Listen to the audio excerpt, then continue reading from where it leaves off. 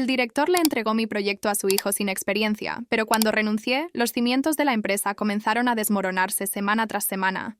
Uf, gente. Me siento tan expuesta escribiendo esto, pero es que ya no sé qué hacer con todo el nudo que tengo en el estómago. Necesito una opinión externa, una validación, o quizás solo desahogarme con extraños en internet que no me juzguen por quemar puentes. Yo soy Verónica, 35 años, y si alguna vez anduvieron por Montevideo y vieron un edificio nuevo alzarse, es probable que parte de mi sudor y mis noches en vela estén en sus cimientos. Literalmente. Me he pasado la última década de mi vida calculando, diseñando y supervisando los fundamentos de casi todo lo que ven. Soy ingeniera civil, especializada en estructuras, y trabajo en una constructora mediana de la ciudad. No es la más grande, pero tiene nombre, un nombre que se ha ido construyendo, irónicamente, sobre la espalda de gente como yo. Nuestras oficinas, bueno, son de esas que ves en las revistas. Cristal, acero, diseño minimalista, vistas a la bahía. El tipo de lugar donde uno esperaría mentes brillantes y procesos de vanguardia. Pero la verdad es que, detrás de ese brillo moderno, la mentalidad y los procesos internos son tan viejos como los egos de nuestros directores. Es como entrar en un DeLorean que te lleva a los años 80, pero con pantallas táctiles. Una contradicción constante que te carcome por dentro. Mi vida, mi rutina, era un constante y agotador vaivén. Una parte de mí vivía bajo el sol abrasador de la obra, sintiendo el polvo en la garganta, el peso del casco contra mi frente, el ruidoso concierto de martillos y grúas que, para mí, era casi una sinfonía. Ahí, entre hierros retorcidos y el olor a hormigón fresco, me aseguraba de que cada centímetro cuadrado se ajustara a mis cálculos, que cada viga estuviera donde debía. La otra parte de mí, la que pasaba noches enteras, estaba sepultada bajo pilas de planos, manuales técnicos y cálculos interminables en mi escritorio. Ahí, en el silencio de la oficina a deshoras, con el único sonido del teclado y el pitido ocasional de un correo, mis ojos se perdían en números y fórmulas.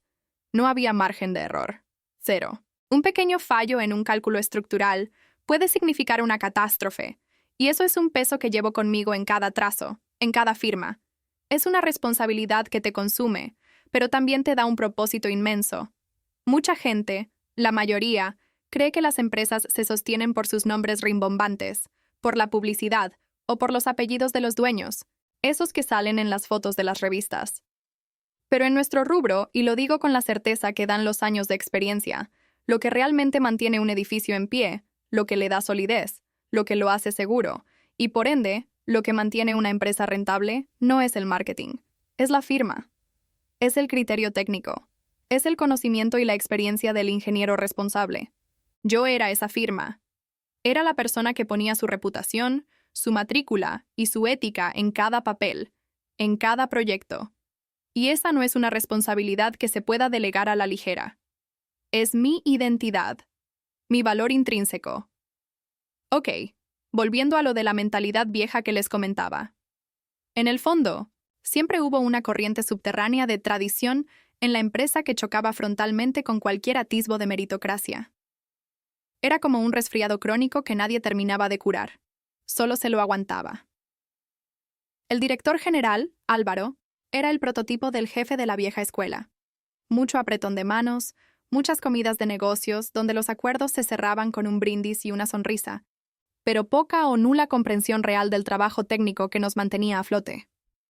Él era más de visión y contactos, de aparecer en las fotos de los diarios, mientras nosotros éramos los que movíamos los escombros, literal y figurativamente, los que nos rompíamos la cabeza con las ecuaciones y los presupuestos. Él volaba alto, pero nosotros éramos el motor del avión. Y luego, como si la cosa no fuera ya lo suficientemente frustrante, llegó su hijo, Nico. Recién graduado de arquitectura, con ideas frescas. Ya saben, el eufemismo para no tiene ni idea, pero es el hijo del jefe. Y una soberbia que era inversamente proporcional a su experiencia. Lo veías pasearse por los pasillos, con la barbilla ligeramente levantada, como si cada paso que daba fuera un favor al universo. Su sola presencia me causaba una opresión en el pecho, un pinchazo de rabia que subía por la garganta. Se sentía el Mesías de la construcción moderna, el que venía a salvarnos a todos de la obsolescencia, de los procesos anticuados. El tipo jamás había pisado una obra real, de esas donde te ensucias las botas. Sientes el peso del sol o la lluvia en la nuca y aprendes a leer un plano bajo la luz de un farol. Pero ya se sentía con el derecho de cuestionar decisiones técnicas que llevaban años de estudio, práctica y la sangre de mi gente, de mis colegas, en cada cálculo. Recuerdo cómo una vez lo escuché decir en voz alta que eso de los cálculos a mano es prehistórico, hay que automatizarlo todo. Misil, la ingeniera Laura, que lleva 20 años en esto, solo soltó un suspiro tan hondo que pareció temblar la estructura del edificio de oficinas. Todos sabíamos lo que significaba su llegada. No era nueva generación, ni sangre nueva. Era nepotismo puro y duro, sin anestesia, una patada directa a la boca del estómago. Era una bofetada constante a la cara de todos los que nos habíamos partido el lomo para llegar a donde estábamos, los que habíamos sacrificado fines de semana y relaciones personales por un plano bien hecho, por una cimentación segura. Ver cómo se le abría el camino a alguien solo por su apellido, por la línea de sucesión, mientras nosotros, los que hacíamos el trabajo real, los que firmábamos y poníamos la cara por cada tornillo, cada viga, cada cálculo, seguíamos con nuestra carga de siempre, con la misma presión y el mismo reconocimiento. O la flagrante falta de él. Era una tensión constante, una rabia silenciosa que se acumulaba día tras día, comprimiéndose en el pecho hasta casi doler físicamente. Sentías cómo te hervía la sangre, un calor subiendo por el cuello, pero tenías que mantener la compostura, dibujar una sonrisa forzada y asentir, porque así son las cosas, y no hay que morder la mano que te da de comer. Pero esa mano no solo me estaba ahogando, sino que ahora sentía que me estaba robando el aire a propósito. Y lo peor es que no podías decir nada, porque el silencio de los demás te pesaba más que cualquier reprimenda. Te sentías cómplice de algo que detestabas con cada fibra de tu ser. Uf, gente. Me siento tan expuesta escribiendo esto, pero es que ya no sé qué hacer con todo el nudo que tengo en el estómago. Necesito una opinión externa, una validación, o quizás solo desahogarme con extraños en internet que no me juzguen por quemar puentes. Yo soy Verónica, 35 años, y si alguna vez anduvieron por Montevideo y vieron un edificio nuevo alzarse, es probable que parte de mi sudor y mis noches en vela estén en sus cimientos. Literalmente. Me he pasado la última década de mi vida calculando, diseñando y supervisando los fundamentos de casi todo lo que ven. Soy ingeniera civil, especializada en estructuras, y trabajo en una constructora mediana de la ciudad. No es la más grande, pero tiene nombre, un nombre que se ha ido construyendo, irónicamente, sobre la espalda de gente como yo. Nuestras oficinas, bueno, son de esas que ves en las revistas. Cristal, acero, diseño minimalista, vistas a la bahía. El tipo de lugar donde uno esperaría mentes brillantes y procesos de vanguardia. Pero la verdad es que, detrás de ese brillo moderno, la mentalidad y los procesos internos son tan viejos como los egos de nuestros directores. Es como entrar en un DeLorean que te lleva a los años 80, pero con pantallas táctiles. Una contradicción constante que te carcome por dentro. Mi vida, mi rutina, era un constante y agotador vaivén. Una parte de mí vivía bajo el sol abrasador de la obra, sintiendo el polvo en la garganta, el peso del casco contra mi frente, el ruidoso concierto de martillos y grúas que, para mí, era casi una sinfonía. Ahí, entre hierros retorcidos y el olor a hormigón fresco, me aseguraba de que cada centímetro cuadrado se ajustara a mis cálculos, que cada viga estuviera donde debía. La otra parte de mí, la que pasaba noches enteras, estaba sepultada bajo pilas de planos, manuales técnicos y cálculos interminables en mi escritorio. Ahí, en el silencio de la oficina a deshoras, con el único sonido del teclado y el pitido ocasional de un correo, mis ojos se perdían en números y fórmulas. No había margen de error. 0. Un pequeño fallo en un cálculo estructural puede significar una catástrofe, y eso es un peso que llevo conmigo en cada trazo, en cada firma. Es una responsabilidad que te consume, pero también te da un propósito inmenso. Mucha gente, la mayoría, cree que las empresas se sostienen por sus nombres rimbombantes, por la publicidad o por los apellidos de los dueños, esos que salen en las fotos de las revistas. Pero en nuestro rubro, y lo digo con la certeza que dan los años de experiencia, lo que realmente mantiene un edificio en pie, lo que le da solidez, lo que lo hace seguro, y por ende lo que mantiene una empresa rentable, no es el marketing, es la firma. Es el criterio técnico. Es el conocimiento y la experiencia del ingeniero responsable. Yo era esa firma. Era la persona que ponía su reputación, su matrícula y su ética en cada papel, en cada proyecto. Y esa no es una responsabilidad que se pueda delegar a la ligera. Es mi identidad, mi valor intrínseco. Ok, volviendo a lo de la mentalidad vieja que les comentaba. En el fondo, siempre hubo una corriente subterránea de tradición en la empresa que chocaba frontalmente con cualquier atisbo de meritocracia. Era como un resfriado crónico que nadie terminaba de curar, solo se lo aguantaba. El director general, Álvaro, era el prototipo del jefe de la vieja escuela. Mucho apretón de manos, muchas comidas de negocios donde los acuerdos se cerraban con un brindis y una sonrisa, pero poca o nula comprensión real del trabajo técnico que nos mantenía a flote. Él era más de visión y contactos, de aparecer en las fotos de los diarios, mientras nosotros éramos los que movíamos los escombros, literal y figurativamente, los que nos rompíamos la cabeza con las ecuaciones y los presupuestos. Él volaba alto, pero nosotros éramos el motor del avión. Y luego, como si la cosa no fuera ya lo suficientemente frustrante, llegó su hijo, Nico. Recién graduado de arquitectura, con ideas frescas, ya saben, el eufemismo para no tiene ni idea pero es el hijo del jefe. Y una soberbia que era inversamente proporcional a su experiencia. Lo veías pasearse por los pasillos, con la barbilla ligeramente levantada, como si cada paso que daba fuera un favor al universo. Su sola presencia me causaba una opresión en el pecho, un pinchazo de rabia que subía por la garganta. Se sentía el Mesías de la construcción moderna, el que venía a salvarnos a todos de la obsolescencia, de los procesos anticuados. El tipo jamás había pisado una obra real, de esas donde te ensucias las botas, sientes el peso del sol o la lluvia en la nuca, y aprendes a leer un plano bajo la luz de un farol. Pero ya se sentía con el derecho de cuestionar decisiones técnicas que llevaban años de estudio, práctica y la sangre de mi gente, de mis colegas, en cada cálculo. Recuerdo cómo una vez lo escuché decir en voz alta que eso de los cálculos a mano es prehistórico, hay que automatizarlo todo. Misil, la ingeniera Laura, que lleva 20 años en esto, solo soltó un suspiro tan hondo que pareció temblar la estructura del edificio de oficinas. Todos sabíamos lo que significaba su llegada. No era nueva generación, ni sangre nueva. Era nepotismo puro y duro, sin anestesia, una patada directa a la boca del estómago.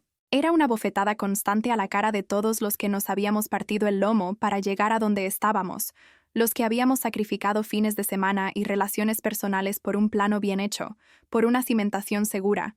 Ver cómo se le abría el camino a alguien solo por su apellido, por la línea de sucesión, mientras nosotros, los que hacíamos el trabajo real, los que firmábamos y poníamos la cara por cada tornillo, cada viga, cada cálculo, seguíamos con nuestra carga de siempre, con la misma presión y el mismo reconocimiento.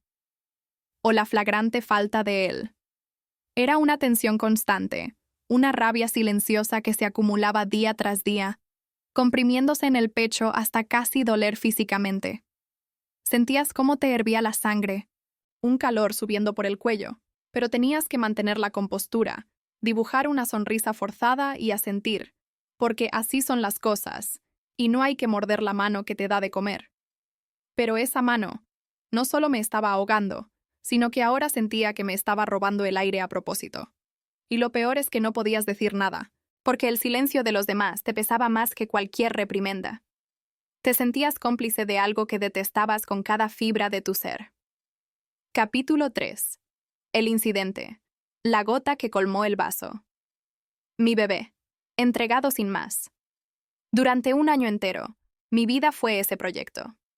No era solo un trabajo, era el proyecto más ambicioso de la constructora, un complejo de edificios de lujo frente a la Rambla, que prometía redefinir el skyline de Montevideo. Era mi bebé, literalmente.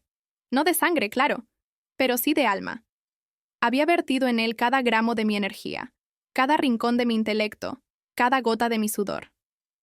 Recuerdo noches enteras, con el café ya frío y los párpados pesados, revisando cálculos por quinta vez, no porque dudara de mi trabajo, sino porque la perfección era mi credo. La luz del monitor se reflejaba en mis gafas, dibujando sombras en el rostro cansado, pero el orgullo de cada número que encajaba, de cada tensión que se distribuía idealmente, Me mantenía despierta. Cada permiso gestionado con la intendencia, cada reunión maratónica con arquitectos y urbanistas donde defendía mis decisiones estructurales con una pasión casi combativa. Todo llevaba mi marca, mi ADN, mi impronta inconfundible. Conocía cada tornillo, cada cimentación, cada milímetro cúbico de hormigón de ese proyecto. Había caminado el terreno baldío bajo el sol de enero, visualizando en mi mente las torres alzándose, sintiendo la brisa del Río de la Plata en el futuro balcón del último piso. Había discutido hasta la extenuación sobre la elección del acero, el tipo de pilotes, la profundidad de la excavación. Era un conocimiento visceral, no solo técnico, una conexión que iba más allá de un simple expediente en una carpeta. Era mi legado, mi contribución tangible a la ciudad. La gota que colmó el vaso, el momento exacto en que la olla a presión interna explotó, llegó un lunes por la mañana. La semana empezaba con la habitual reunión de seguimiento de proyectos clave. La sala de conferencias, con su mesa de caoba pulida y sus sillas ergonómicas, estaba llena. Mis colegas, algunos con las mismas ojeras que yo, otros con la familiar expresión de resignación. Yo, con mi pila de informes y un optimismo cauteloso, lista para presentar los avances. Álvaro, el director general, entró con su acostumbrada grandilocuencia, una sonrisa condescendiente y autosatisfecha pegada a los labios, como si el simple acto de respirar fuera un logro personal. Se sentó en la cabecera, cruzó las manos sobre la mesa y nos escaneó con la mirada, deteniéndose un segundo más en mí. Una punzada de inquietud me recorrió, pero la ignoré. «Buenos días, equipo», comenzó, su voz resonando con esa falsa cordialidad. «Excelentes avances en general, pero hoy tenemos un anuncio importante sobre el proyecto de la Rambla». Mi corazón dio un vuelco. Un anuncio importante. ¿Quizás una nueva fase? ¿Un reconocimiento a mi equipo? La esperanza, esa tonta y persistente chispa, se encendió. «Verónica, tu trabajo ha sido diligente», dijo, con un tono que pretendía ser un cumplido, pero sonaba a condescendencia, casi a lástima. «Pero es momento de que la empresa mire hacia el futuro, de dar oportunidades a la nueva generación». Hizo una pausa dramática, mirando a su hijo. Y ahí, con la misma facilidad con la que uno cambia de canal, soltó la bomba. «A partir de ahora, Nico va a liderar tu proyecto. Él traerá una visión más vanguardista. Verónica, te pido que le brindes todo tu apoyo en la transición». Mi mundo se detuvo. El aire se volvió denso, casi irrespirable. Sentí una descarga eléctrica helada recorrer mi columna, seguida de un calor abrasador que me subió por el cuello hasta las orejas. Mis manos, que sostenían un bolígrafo, se apretaron hasta que los nudillos blanquearon. Mi boca se secó al instante. ¿Qué? ¿Acababa de escuchar lo que creía haber escuchado? ¿Mi proyecto? ¿Mi apoyo en la transición? Ni un gracias. Ni una mísera mención a todo mi sudor, a mis noches en vela, a mi año de trabajo incansable. Nada. Cero. Fui borrada de un plumazo. Mis ojos se clavaron en la pantalla de proyección que Álvaro había activado. Una diapositiva limpia, con el título del proyecto en letras grandes, y debajo, en un recuadro destacado, el nombre Nicolás García, líder de proyecto. Mi nombre, que había estado ahí durante meses, había desaparecido como si nunca hubiera existido. Fue como si me arrancaran una parte de mí y se la dieran a un completo desconocido, a un niño engreído que no sabía la diferencia entre un pilote y un poste de luz. Sentí un vacío atroz en el estómago, un hueco que se expandía y amenazaba con devorarme. La traición era tan palpable que casi podía saborearla, amarga y metálica. Nico, sentado al lado de su padre, asintió con una sonrisa petulante, un brillo triunfal en sus ojos. Se enderezó en su silla, casi hinchándose de orgullo, como si acabara de recibir un premio Nobel. No me miró. No nos miró a ninguno de los que habíamos estado trabajando en esto. Solo miró al frente, a su nuevo título en la pantalla, saboreando su momento. Mis compañeros, algunos con la mirada perdida en la mesa, otros con una compasión que me quemaba más que la rabia, evitaron mi vista, incapaces de sostener mi mirada. El silencio en la sala era sepulcral, solo roto por el suave zumbido del proyector. En ese instante, no era solo el proyecto lo que me habían quitado, era mi valía, mi identidad, mi razón de ser profesional. Habían declarado, sin palabras, que mi experiencia no valía nada frente a un apellido, y el eco de esa declaración resonó en cada fibra de mi ser, exigiendo una respuesta. Capítulo 4. La reacción inmediata. La humillación y el fuego interior. Me quedé helada. En ese momento, solo sentí una mezcla hirviente de humillación y rabia. Mis músculos se tensaron, mis puños seguían apretados bajo la mesa, clavando mis uñas en la palma de la mano. El calor en mi cara era insoportable, como si 1000 ojos estuvieran quemándome la piel. No solo me quitaban el proyecto de mi vida, sino que me negaban la autoría, la esencia misma de mi contribución. Era como si mi experiencia y mi valor se hubieran esfumado en el aire. Miré a mis compañeros. Algunos me devolvieron miradas de lástima, una lástima que me revolvía el estómago, otros de alivio, como pensando, mejor a ella que a mí. Otros simplemente bajaron la vista, cómplices silenciosos de la injusticia. Sentí una soledad abrumadora. Una parte de mí, la parte más pragmática y asustada, la que siempre piensa en las cuentas a fin de mes, quería tragar saliva, agachar la cabeza y aguantar. ¿Y si pierdo el sueldo? Mis padres dependen un poco de mí. Me susurró una voz temblorosa en la cabeza. La idea de la inestabilidad económica me dio un escalofrío. Pero la otra parte, la ingeniera que sabe su valor, la mujer que había sudado sangre por cada cálculo correcto, gritaba que si me quedaba, si aceptaba esto, estaba validando que cualquiera con el apellido correcto podía pisotear años de experiencia, conocimiento y esfuerzo sin consecuencias. Era una guerra interna, un campo de batalla en mi propio pecho, donde la dignidad luchaba contra el miedo. La humillación era un veneno que corría por mis venas, y el fuego de la rabia empezaba a quemar todo a su paso. Capítulo 5. La repercusión, el drama a escala. Mi jugada burocrática, o mi venganza fría. La guerra interna terminó en cuanto me senté en mi escritorio. Mis manos temblaban ligeramente, pero mi mente, la mente de una ingeniera estructural, empezó a funcionar con una frialdad quirúrgica. Mientras revisaba la documentación del proyecto, vi el arma que Álvaro había olvidado por completo, todos los planos, todas las memorias de cálculo, cada informe de avance presentado a la intendencia, estaban firmados por mí como responsable técnica. Mi matrícula, mi reputación, mi nombre, impresos en cada página. Y, por si fuera poco, el contrato con el cliente tenía una cláusula específica, redactada por mí misma meses atrás para proteger el proyecto. Cualquier cambio de responsable del proyecto requería mi aprobación por escrito y una nueva revisión exhaustiva de seguridad y viabilidad por un tercero imparcial.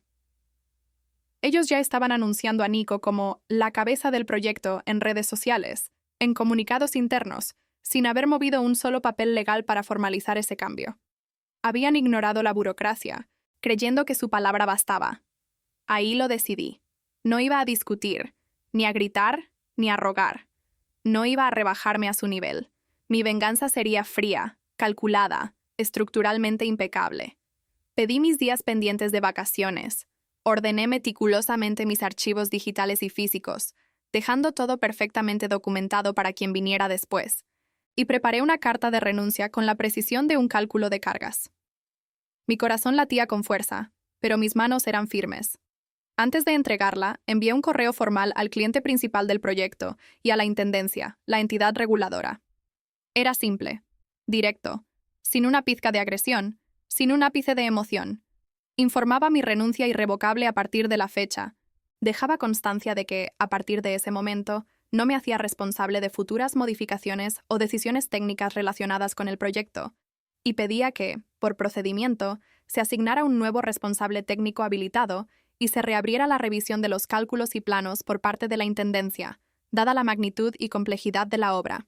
Burocracia pura, sí, pero con el peso de mis años de experiencia, mi matrícula y la ley detrás. Sí, tuve miedo de quemar puentes en un mundo tan pequeño como el de la construcción en Montevideo, donde todos se conocen y los chismes vuelan. Sentí una punzada de pánico al pensar en el futuro.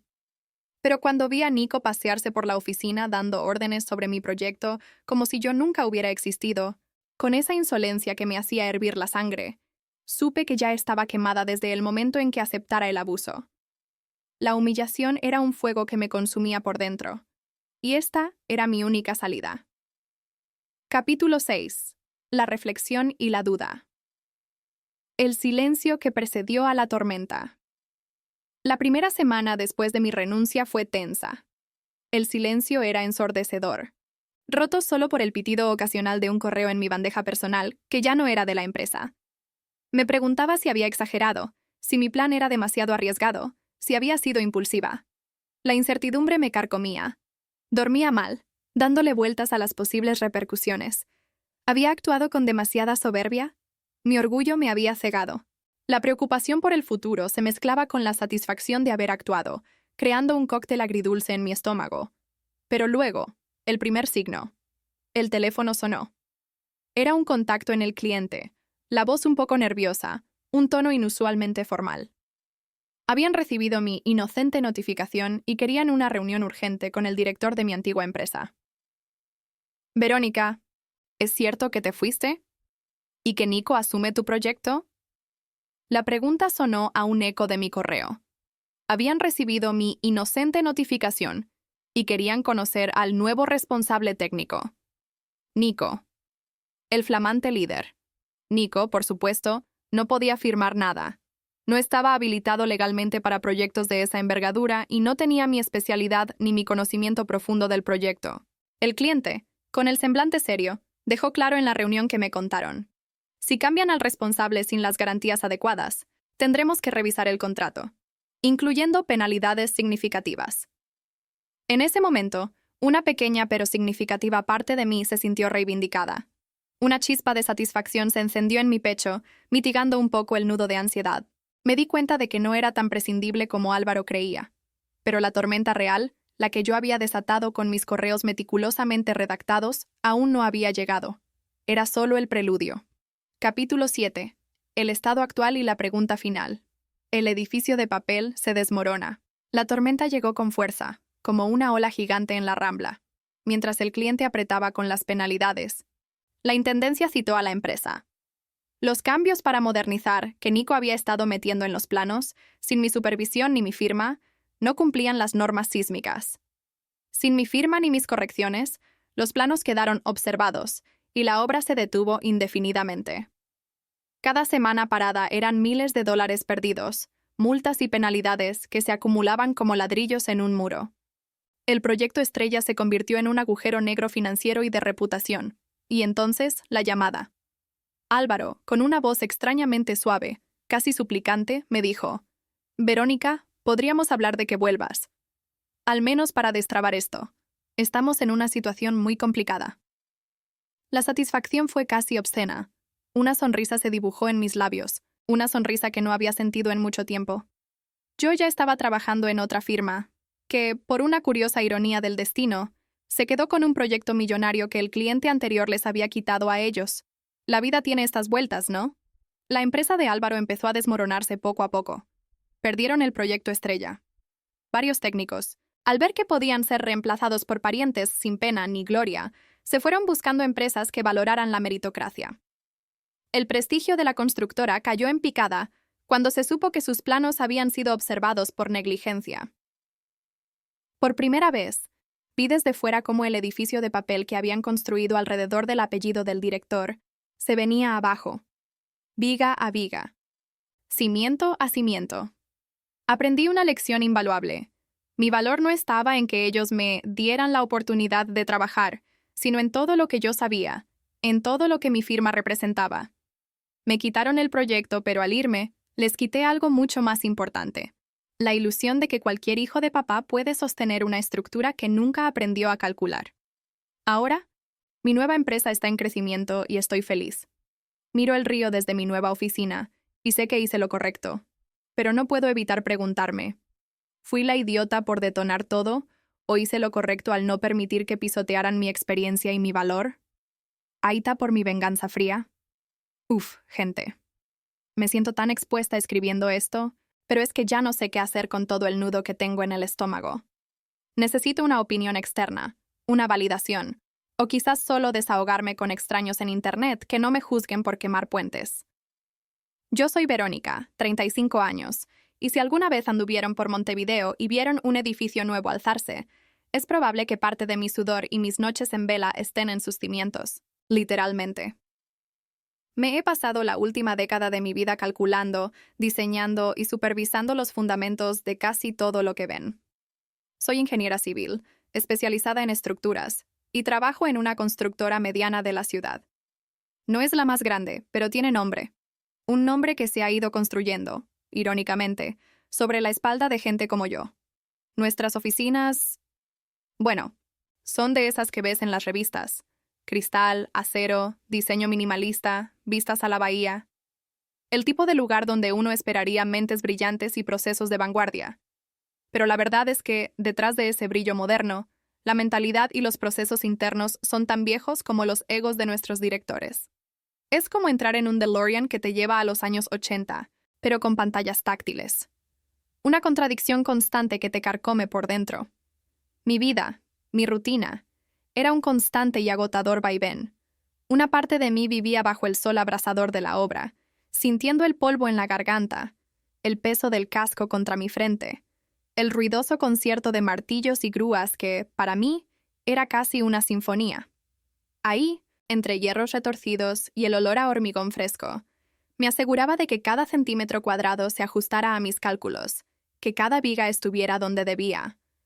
La otra parte de mí, la que pasaba noches enteras, estaba sepultada bajo pilas de planos, manuales técnicos y cálculos interminables en mi escritorio. Ahí, en el silencio de la oficina a deshoras, con el único sonido del teclado y el pitido ocasional de un correo, mis ojos se perdían en números y fórmulas. No había margen de error. Cero. Un pequeño fallo en un cálculo estructural puede significar una catástrofe, y eso es un peso que llevo conmigo en cada trazo, en cada firma. Es una responsabilidad que te consume, pero también te da un propósito inmenso. Mucha gente, la mayoría, cree que las empresas se sostienen por sus nombres rimbombantes, por la publicidad, o por los apellidos de los dueños, esos que salen en las fotos de las revistas. Pero en nuestro rubro, y lo digo con la certeza que dan los años de experiencia, lo que realmente mantiene un edificio en pie, lo que le da solidez, lo que lo hace seguro, y por ende, lo que mantiene una empresa rentable, no es el marketing, es la firma, es el criterio técnico, es el conocimiento y la experiencia del ingeniero responsable. Yo era esa firma, era la persona que ponía su reputación, su matrícula y su ética en cada papel, en cada proyecto. Y esa no es una responsabilidad que se pueda delegar a la ligera. Es mi identidad, mi valor intrínseco. Ok, volviendo a lo de la mentalidad vieja que les comentaba. En el fondo, siempre hubo una corriente subterránea de tradición en la empresa que chocaba frontalmente con cualquier atisbo de meritocracia. Era como un resfriado crónico que nadie terminaba de curar, solo se lo aguantaba. El director general, Álvaro, era el prototipo del jefe de la vieja escuela. Mucho apretón de manos. Muchas comidas de negocios donde los acuerdos se cerraban con un brindis y una sonrisa, pero poca o nula comprensión real del trabajo técnico que nos mantenía a flote. Él era más de visión y contactos, de aparecer en las fotos de los diarios, mientras nosotros éramos los que movíamos los escombros, literal y figurativamente, los que nos rompíamos la cabeza con las ecuaciones y los presupuestos. Él volaba alto, pero nosotros éramos el motor del avión. Y luego, como si la cosa no fuera ya lo suficientemente frustrante, llegó su hijo, Nico, recién graduado de arquitectura, con ideas frescas. Ya saben, el eufemismo para no tiene ni idea, pero es el hijo del jefe. Y una soberbia que era inversamente proporcional a su experiencia. Lo veías pasearse por los pasillos, con la barbilla ligeramente levantada, como si cada paso que daba fuera un favor al universo. Su sola presencia me causaba una opresión en el pecho, un pinchazo de rabia que subía por la garganta. Se sentía el Mesías de la construcción moderna, el que venía a salvarnos a todos de la obsolescencia, de los procesos anticuados. El tipo jamás había pisado una obra real, de esas donde te ensucias las botas, sientes el peso del sol o la lluvia en la nuca, y aprendes a leer un plano bajo la luz de un farol. Pero ya se sentía con el derecho de cuestionar decisiones técnicas que llevaban años de estudio, práctica y la sangre de mi gente, de mis colegas, en cada cálculo. Recuerdo cómo una vez lo escuché decir en voz alta que eso de los cálculos a mano es prehistórico, hay que automatizarlo todo. Misil, la ingeniera Laura, que lleva 20 años en esto, Solo soltó un suspiro tan hondo que pareció temblar la estructura del edificio de oficinas. Todos sabíamos lo que significaba su llegada. No era nueva generación, ni sangre nueva. Era nepotismo puro y duro, sin anestesia, una patada directa a la boca del estómago.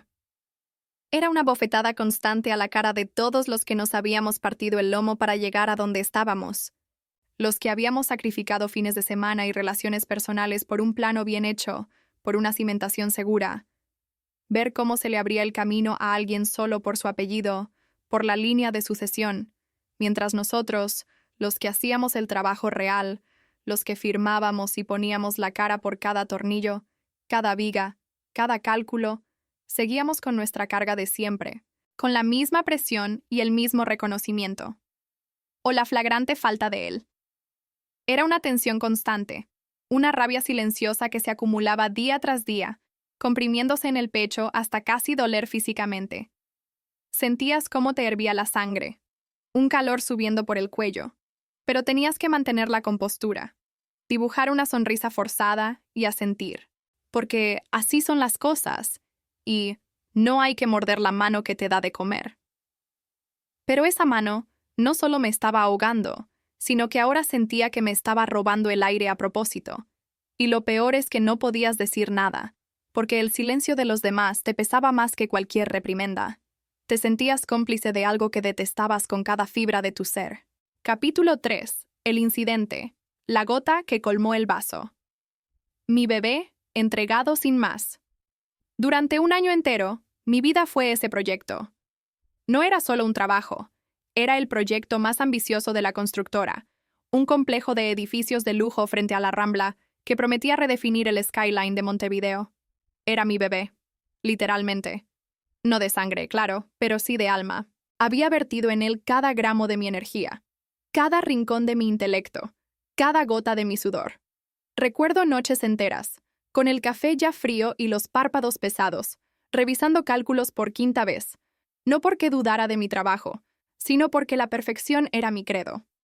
La luz del monitor se reflejaba en mis gafas, dibujando sombras en el rostro cansado, pero el orgullo de cada número que encajaba, de cada tensión que se distribuía idealmente, me mantenía despierta.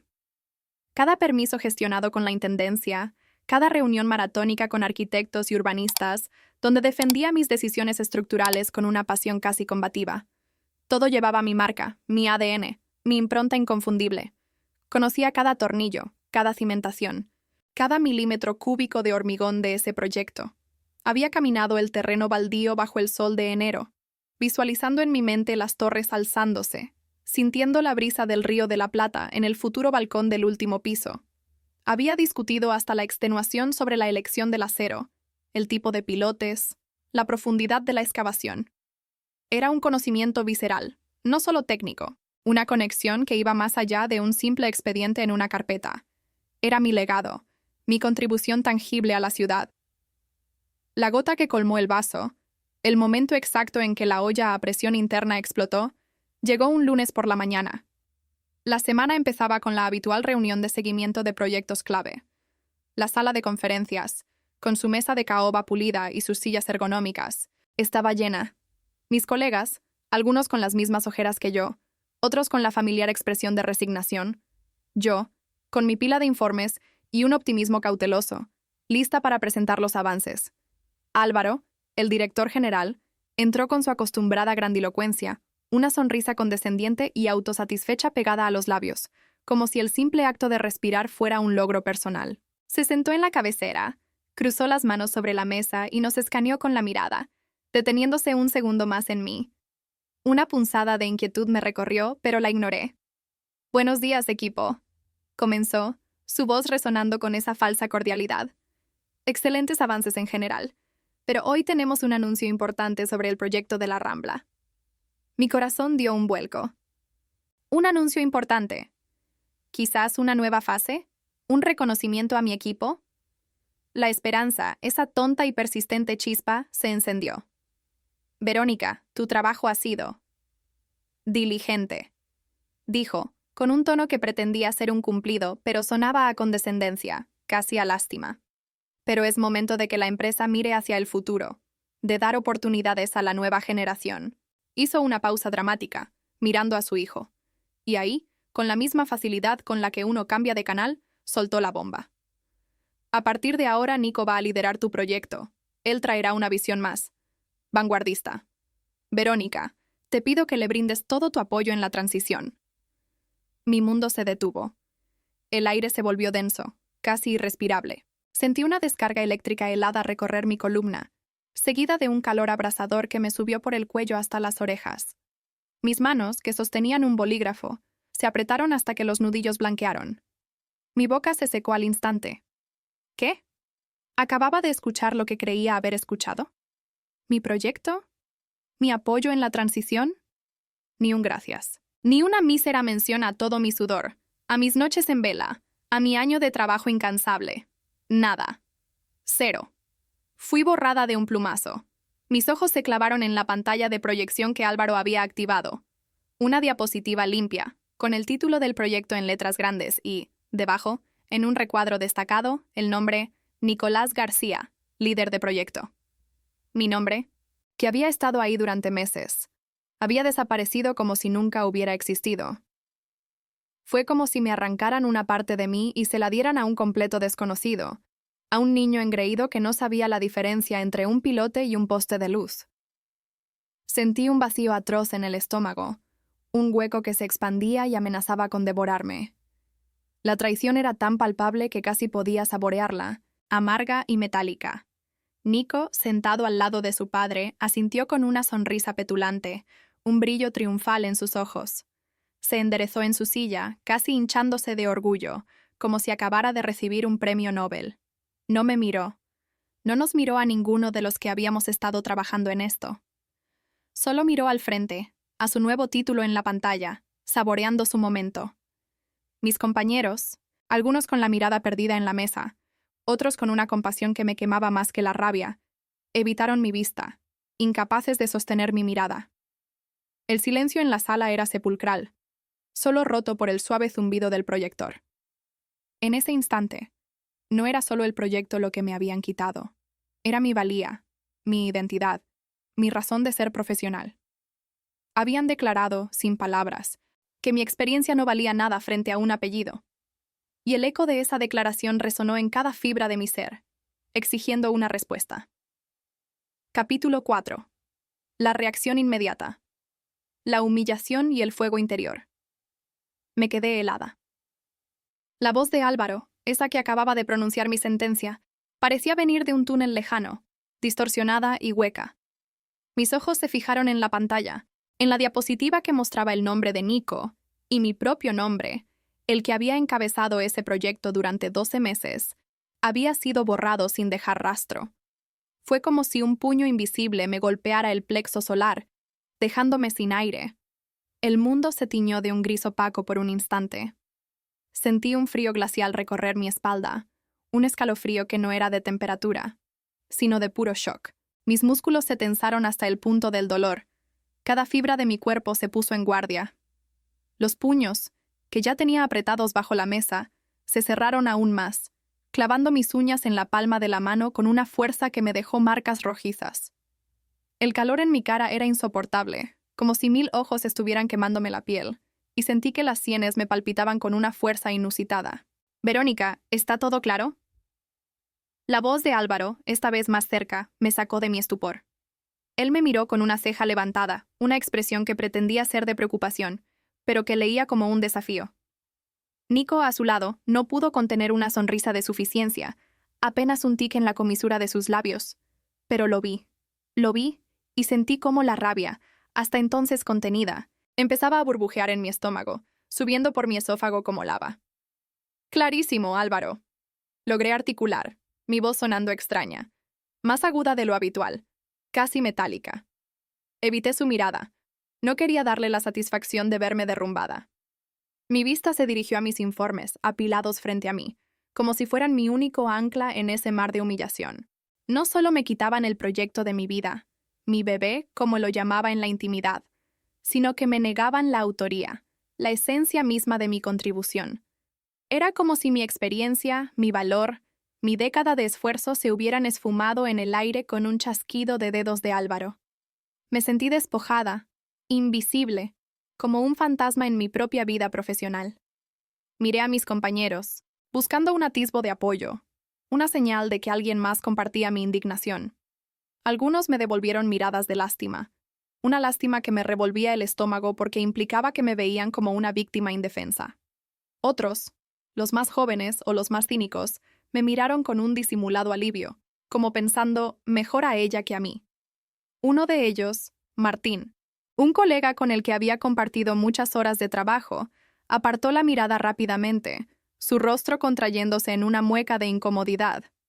Esa falta de solidaridad, ese silencio cómplice, me dolió casi tanto como la traición de Álvaro.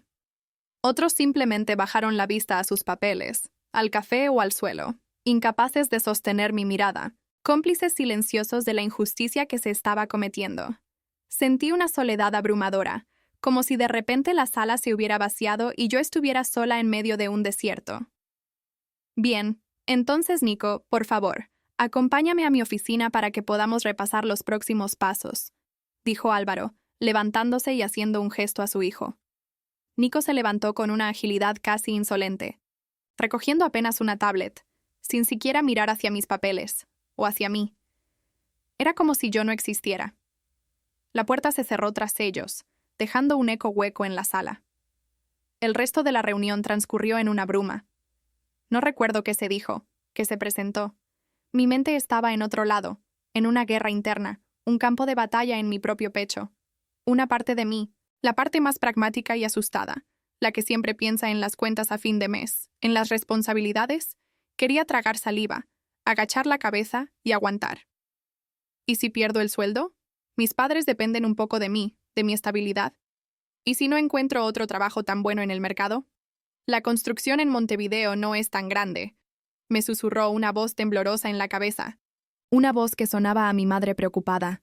La idea de la inestabilidad económica me dio un escalofrío que me recorrió los brazos, erizando el vello. Sentí el miedo morder en el borde de mi conciencia, un miedo frío y paralizante que amenazaba con anular mi voluntad. Pero la otra parte, la ingeniera que sabe su valor, la mujer que había sudado sangre por cada cálculo correcto, por cada plano, por cada estructura que ahora se alzaba orgullosa en la ciudad, gritaba con una furia inaudita.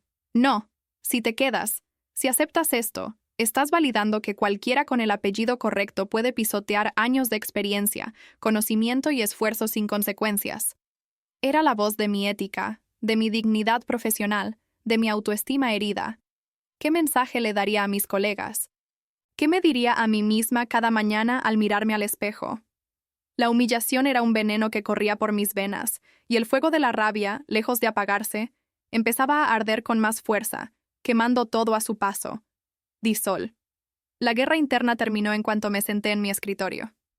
Mis manos temblaban ligeramente, un residuo del temblor incontrolable que me había invadido en la reunión, pero mi mente, la mente de una ingeniera estructural habituada a la precisión, empezó a funcionar con una frialdad casi inhumana. Era como si un interruptor se hubiera encendido, o más bien, apagado, silenciando el caos emocional y dejando solo una lógica gélida. Mientras revisaba la documentación del proyecto en mi pantalla, con los dedos volando sobre el teclado, vi el arma que Álvaro había olvidado por completo, y que Nico, en su inexperiencia, ni siquiera sabía que existía. Todos los planos, cada memoria de cálculo, cada informe de avance presentado a la Intendencia para la aprobación del complejo, estaban firmados por mí como responsable técnica. Mi matrícula, mi reputación, mi nombre completo, impresos y sellados en cada página, en cada PDF subido al sistema. Era una exigencia legal, una responsabilidad ineludible. Y por si fuera poco, el contrato con el cliente principal tenía una cláusula específica, una que yo misma había insistido en incluir meses atrás, precisamente para proteger la obra de posibles injerencias políticas o cambios arbitrarios. Cualquier cambio de responsable del proyecto requería mi aprobación por escrito como titular original y, lo más importante, una nueva revisión exhaustiva de seguridad y viabilidad por un tercero imparcial. Ellos ya estaban anunciando a Nico como la cabeza del proyecto, en redes sociales, en comunicados internos, incluso en alguna nota de prensa local. Se jactaban de la visión joven y la innovación, sin haber movido un solo papel legal para formalizar ese cambio ante las autoridades o el cliente. Habían ignorado la burocracia, creyendo que su palabra y el apellido de Álvaro bastaban. Esa arrogancia iba a ser su tumba. Ahí lo decidí. Mi corazón, que había estado martilleando una samba frenética en mi pecho, se aquietó.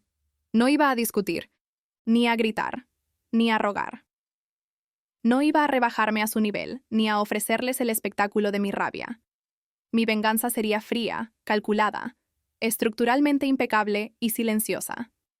Pedí mis días pendientes de vacaciones con una calma que me sorprendió a mí misma.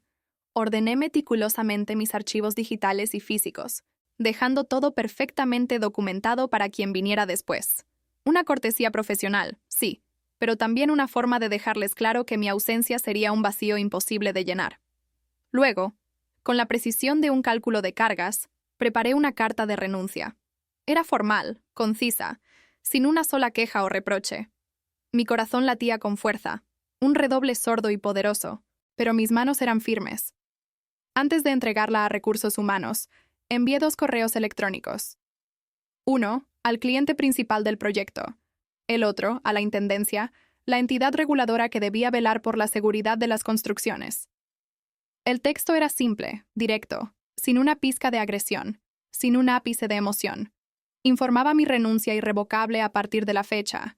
Dejaba constancia de que, a partir de ese momento, no me hacía responsable de futuras modificaciones o decisiones técnicas relacionadas con el proyecto de la Rambla, y pedía que, por procedimiento, se asignara un nuevo responsable técnico habilitado y se reabriera la revisión de los cálculos y planos por parte de la Intendencia, dada la magnitud y complejidad de la obra. Burocracia pura, sí, pero con el peso de mis años de experiencia, mi matrícula profesional y la ley detrás de cada palabra. Sí, tuve miedo. Un miedo punzante me recorrió el estómago al pensar en quemar puentes en un mundo tan pequeño como el de la construcción en Montevideo, donde todos se conocen y los chismes vuelan más rápido que las grúas. Sentí una punzada de pánico al imaginarme un futuro incierto, sin trabajo, sin ingresos. Pero cuando vi a Nico pasearse por la oficina dando órdenes sobre mi proyecto como si yo nunca hubiera existido, con esa insolencia que me hacía hervir la sangre, ese desprecio por todo lo que yo representaba, supe que ya estaba quemada. Quemada desde el momento en que Álvaro me había humillado públicamente. Quemada desde el momento en que aceptara el abuso y me quedara. La humillación era un fuego que me consumía por dentro, y esta era mi única salida, mi forma de no dejar que la ceniza fuera yo. La primera semana después de mi renuncia fue tensa, horriblemente tensa. El silencio era ensordecedor, me pesaba en los oídos, en el pecho, un vacío helado. Cada día era una agonía, una espera que me consumía por dentro. Me preguntaba si había exagerado, si mi plan de venganza fría era demasiado arriesgado, si había sido una impulsiva total que acabaría arrepintiéndose. La incertidumbre me carcomía las entrañas, un nudo frío en el estómago que no me dejaba comer bien ni dormir en paz. Me despertaba a mitad de la noche, con el corazón desbocado, el sudor frío en la frente, dándole vueltas a cada palabra, a cada cláusula. ¿Actué con demasiada soberbia? ¿Mi orgullo me había cegado? La preocupación por el futuro, por mis padres, se mezclaba con la satisfacción inicial de haber actuado, creando un cóctel agridulce que me revolvía las tripas. Pero luego, el primer signo, el teléfono sonó. Era un contacto en el cliente, la voz un poco nerviosa, un tono inusualmente formal que me hizo fruncir el ceño. Habían recibido mi inocente notificación, y por supuesto querían una reunión urgente con el director de mi antigua empresa. Verónica, ¿es cierto que te fuiste y que Nico asume tu proyecto? La pregunta sonó a un eco de mi correo. Querían conocer al nuevo responsable técnico, Nico, el flamante líder. Nico, por supuesto, no podía firmar nada. No estaba habilitado legalmente para proyectos de esa envergadura. Le faltaba mi especialidad, años de experiencia y mi conocimiento profundo del proyecto.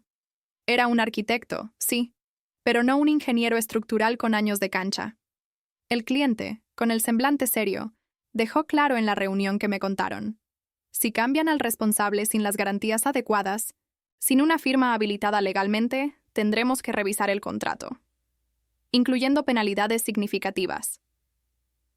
En ese momento, una pequeña pero significativa parte de mí se sintió reivindicada. Una chispa de satisfacción, casi obscena, se encendió en mi pecho, mitigando un poco el nudo de ansiedad. Me di cuenta de que no era tan prescindible como Álvaro creía. Pero la tormenta real, la que yo había desatado con mis correos meticulosamente redactados, aún no había llegado. Era solo el preludio. Los verdaderos relámpagos estaban por venir. La tormenta llegó con fuerza, gente. Y no fue una llovizna. Fue un huracán categoría 5. Mientras el cliente apretaba con las penalidades, con llamadas que ya no eran tan formales y empezaban a sonar a ultimátum, la intendencia, esa mole burocrática que te puede hacer la vida imposible si no cumples cada coma, citó a la empresa. Me contaron que la reunión fue un desastre. Los cambios para modernizar que Nico había estado metiendo en los planos, sin mi supervisión ni mi firma, ¿saben qué? No cumplían las normas sísmicas. NOCUMPLIAN. Era como si un arquitecto novato, y sin ofender a los arquitectos, hubiera intentado rediseñar el corazón de un edificio sin saber de anatomía. Obvio. Sin mi firma ni mis correcciones, los planos quedaron observados. Ese término burocrático que significa un gigantesco y costoso no. Y la obra se detuvo indefinidamente. No había forma de continuar sin una revisión total y una nueva aprobación. Cada semana parada eran miles de dólares perdidos. Multas y penalidades que se acumulaban como ladrillos en un muro, pero uno que se caía a pedazos. El proyecto estrella, el bebé que había sido mío, se convirtió en un agujero negro financiero y de reputación para ellos. La prensa local, que al principio había alabado la visión joven de Nico, empezó a murmurar sobre problemas técnicos y retrasos inexplicables. El karma, señores, es un ingeniero estructural muy preciso. Y entonces, la llamada.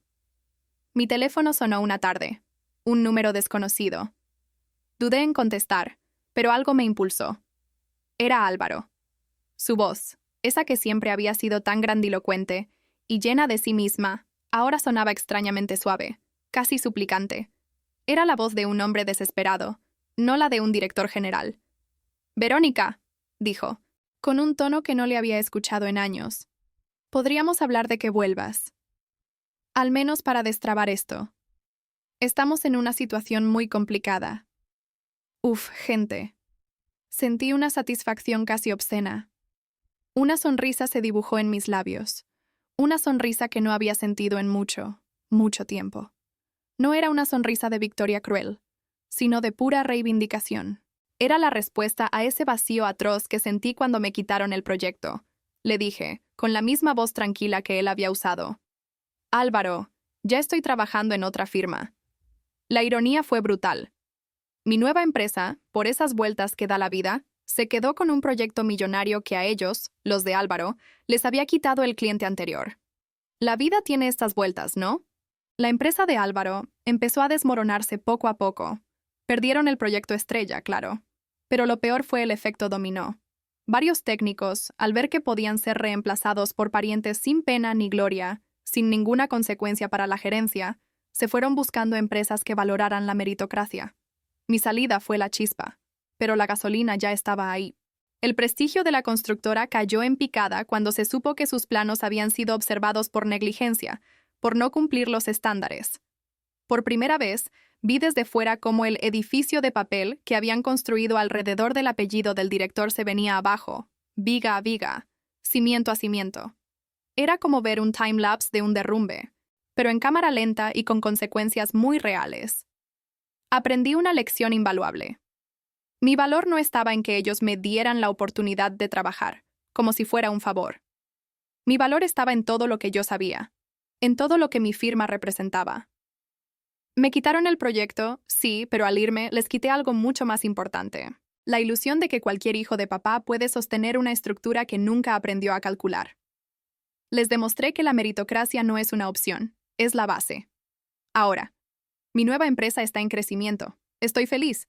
Y miro el río desde mi nueva oficina cada mañana, con la conciencia tranquila y la satisfacción de saber que hice lo correcto. Pero no puedo evitar preguntarme, ¿fui la idiota por detonar todo, por ser la causa de esa implosión corporativa? ¿O hice lo correcto al no permitir que pisotearan mi experiencia y mi valor? Aita por mi venganza fría.